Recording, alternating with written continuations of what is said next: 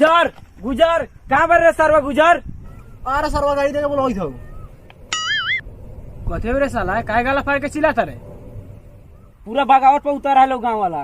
ये गांव में जाके जितना टहस नहस कर ले झाटवा ना फर्क पड़ लगी। गांव वाला हमनिए के गोला बारूद हमनिए गांव पे फोड़ल चाहिए होता। आ तोहर रावल से भी ऊंचा पुता बना के गोलियों से चित्रा चित्रा कर दिलो सारवस। और जाने तरे शेर के शिकार करेला कौन जाल बिछावे तो सारवस। लवंडिया न चाहिए सारवस भड़ुआपुर गांव में लवंडी। हाँ तो तू रंडी भाई है बार। ओह नो सुनता नहीं रे लवंडिया जिंदा बा। हाँ गुजरा हाँ रुपवा जिंदा बा। वकील के साथ साथ तो उनके आंख में बबसीर हो गया। याद ना हो हमने के सामने पहाड़ पर से गिरा रही भौसड़ी।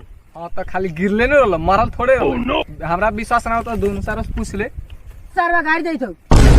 हाँ गुजर लवंडिया अभी जिंदा हो। हाँ तो ओकरा के बिना ले ले चले ले ना रे तो कथी करब।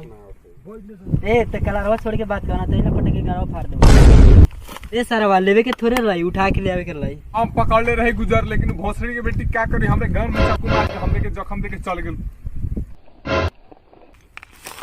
जखम तो हमरा के देले बा भोसड़ी के बेटी आज तक ले भरल नहीं के याग बोले भोसड़ी में। अब गुजर के जखम तबे बारी रुआ के दूगी पीटम दूगी जाइए ना दोनों भतरा का संगे है। तितली बोले बा भोसड़ी तितली कहीं भी उड़ी नू तो लौट के हमरे पास आई। ये साला में गोला बारूद ना हो कि में सेव संतोला हो साला सेव संतोला। सरवा सा ठीक से देखना ठीक से तोहनी के देखना हो मरवाबे सा ऊपर से समतोला हो तो ऊपर नीचे माल हो नीचे। कहाँ रे साला में ना है माल। पेटी में तो दोसा पेटी खोल के देखना सा। डेढ़ करोड़ के माल के जगह पर सेव संतोला लेके आले साला सन। 1.5 करोड़ के बाप दादा देख रहे तो साला के। अब के करा से पूछी हमें माफ कर दे गुजरा हमें माफ कर दे।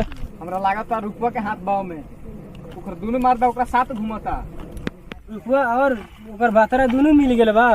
काली अपन जिंदगी चाहता रहे तो असला और असली बारूद दोनों चाहिए। जहिए तू है हम ना जबाऊ ओकर दोनों भातरा डोगी ना पीट देल तो तू कहिए हमरा के हमें मारे ला कहता रे हमर झाट ना नोचली है।